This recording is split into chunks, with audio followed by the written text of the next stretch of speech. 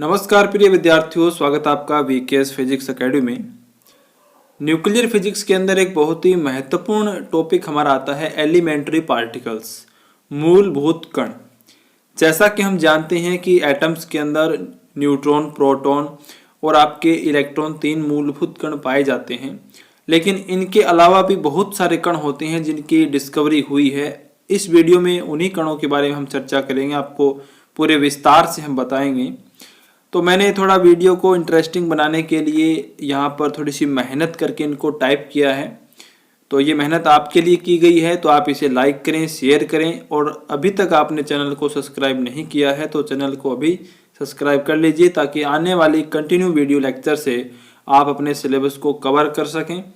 ये वीडियो जो है, ये टॉपिक जो है वो बीएससी बीएड 4th ईयर के अंदर 5 यूनिट के अंदर अप्लाई होता है राजस्थान के अंदर, और बीएससी विद्यार्थी भी इसको देख सकते हैं, क्योंकि अपने सिलेबस के अकॉर्डिंग आप चेक करके और इन वीडियोस को आप देख सकते हैं। तो चलिए हम शुरू करते हैं एलिमेंट्री पार्टिकल्स। सबसे पहले हम बात करेंगे कि इनकी जो खोज है, डिस्कवरी है, वो कैसे हुई थी, कहाँ से इनको स्टार्ट हम मानते हैं।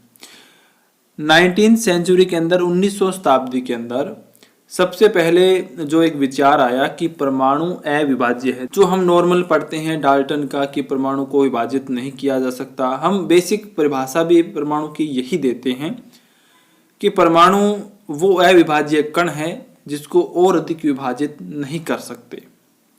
इसके बाद 1897 में 1897 में इलेक्ट्रॉन की खोज हो गई, और इलेक्ट्रॉन की खोज के बाद परमाणु अविभाज्य नहीं रहा।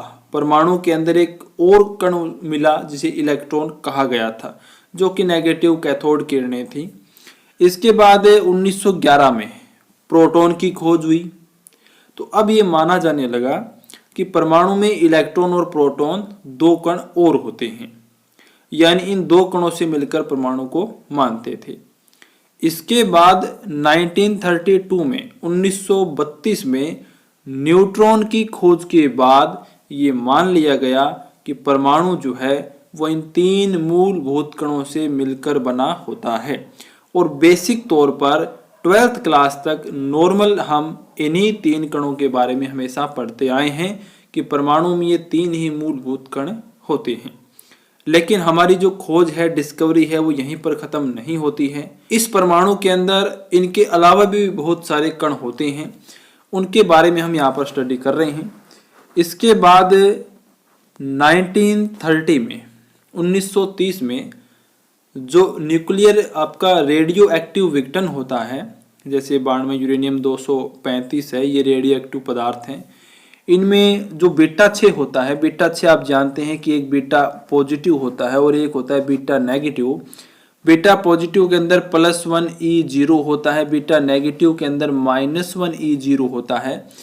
बीटा पॉजिटिव के साथ एक न्यूट्रिनो पार्टिकल निकलता है जिसकी अवधारणा पाउली ने दी थी, और बीटा नेगेटिव के साथ एक एंटी न्यूट्रिनो पार्टिकल निकलता है। तो ये कण भी यहाँ पर मूलभूत कण माने जाते हैं, इनकी भी खोज हो चुकी थी। अब यहाँ पर अब तक इन चार कणों को मूल कण मानते थे, यानी आपके न्यूट्रिनो और इलेक्ट्रॉन, प्रोटॉन और आपके न्यूट्रॉन, इन चारों कणों को मूलभूत कण माना जाता था लगभग 1930-32 तक। इसके बाद क्या हुआ, इसके बाद आप देख सकते हैं कि ये जो इनकी खोज का एक स्टेप है, इनके चरण हैं कि किस प्रकार से क्रमबद्ध तरीके से इनको खोजा गया। तो steps of discovery of EP, EP का मतलब है एलिमेंट्री पार्टिकल, कि एलिमेंट्री पार्टिकल मूलभूत कणों की खोज के वो चरण क्या थे।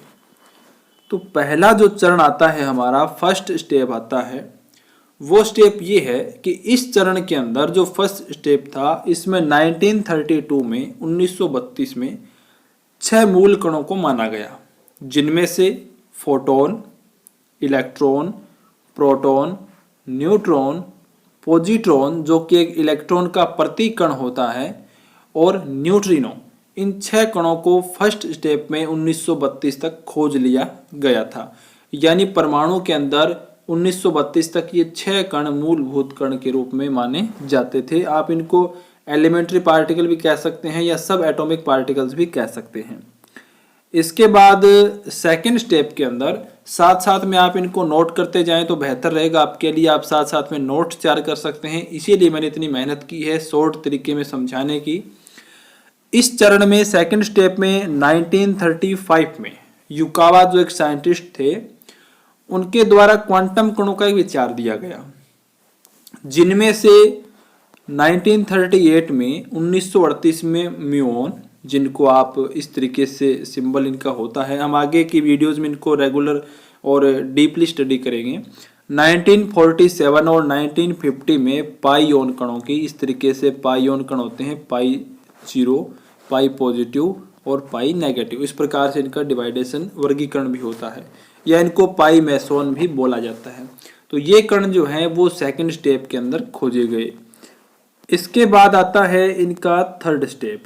थर्ड स्टेप के अंदर आपका जो 1949 से लेकर और 1964 में यानी 1949 से 1964 में विचित्र कणों की खोज हुई, जिन्हें स्ट्रेंज पार्टिकल्स कहते हैं। इनके अलावा प्रति न्यूक्लियन कण जो एंटी न्यूक्लियन कण थे और अलग अलग प्रकार के न्यूट्रिनो की भी खोज हो गई थी। तो ये आपके थर्ड स्टेप के अंदर आप देख सकते हैं काफ़ी सारे कण जो है हमारे पास यहाँ पर इनकी खोज हो गई है। और इसके बाद अगर हम बात करें फोर्थ स्टेप के अंदर जो इनका लास्ट चरण था, इसमें 1964 में गैलमान और ज्विग नाम के दो साइंटिस्ट थे, उन्होंने क्वार्क कणों का विचार दिया, जिनकी संख्या प्रारंभ में 3 मानी गई और इनको नाम दिया गया स्टार्टिंग में अप क्वार्क, डाउन क्वार्क और स्ट्रेंज क्वार्क, यानी U, D और S, ये इनके सिंबल हैं। ये 3 क्वार्क कण स्टार्ट में माने गए, अप क्वार्क, डाउन क्वार्क और स्ट्रेंज। इसके बाद इसी चरण में कुछ टाइम बाद 3 क्वार्क कण और खोजे गए, जिनमें टॉप क्वार्क, चारम क्वार्क और बॉटम क्वार्क की खोज हुई। तो उनको T, C और B से डिनोट, इन सिंबल से डिनोट किया गया। इसके अलावा यहाँ पर इसी क्रम में लेप्टॉन, हेड्रॉन, इन कणों की भी खोज हुई, जिनको हम आगे की वीडियोस में डीपली एक्सप्लेन करेंगे। इस प्रकार से ये जो इनकी स्टोरी है उसमें लगभग आप कह सकते हैं कि 100 के आसपास मूल कण की अप्रत्यक्ष रूप से पुष्टि हो गई है। अप्रत्यक्ष का मतलब है कि हम इनको पर्टिकुलर देख नहीं सकते हैं, लेकिन इनकी हम पुष्टि कर सकते हैं प्रैक्टिकल्स के आधार पर, रिएक्शंस के आधार पर इनकी पुष्टि जो है वो मानी जाती है। आप इसको अप्रोक्ष रूप से भी कह सकते हैं। ये इस प्रकार से हमने देखा कि हमारे एलिमेंट्री पार्टिकल्स जो हैं वो कितने टाइप के हैं और उनकी डिस्कवरी जो है वो कहाँ से स्टार्ट होती है, किस प्रकार से इनका जो वर्गीकरण है या इनकी खोज है वो शुरू हुई। और हम नॉर्मल अभी तक जो नॉर्मल कणों की हम बात करते हैं वो इलेक्ट्रॉन, प्रोटॉन और न्यूट्रॉन ही होते हैं मुख्य कण। अब ये इनके अंदर न्यूक्लियस के अंदर भी पाए जाते हैं। तो उम्मीद करता हूँ आपके लिए वीडियो काफ़ी हेल्पफुल रही होगी और आपको इससे काफ़ी नॉलेज मिला होगा। इसी प्रकार की वीडियोस हम रेगुलर लेके आते रहेंगे, आप साथ साथ में नोट्स बनाते रहें। तो आप वीडियो को लाइक करें, कमेंट करें, अधिक से अधिक विद्यार्थियों तक शेयर जरूर करें, ताकि सभी विद्यार्थियों तक हमारा चैनल पहुँचे और सभी विद्यार्थी इसका लाभ उठा सकें और एग्जाम के अंदर अच्छे नंबर प्राप्त कर सकें। मिलते हैं नेक्स्ट वीडियो में। धन्यवाद।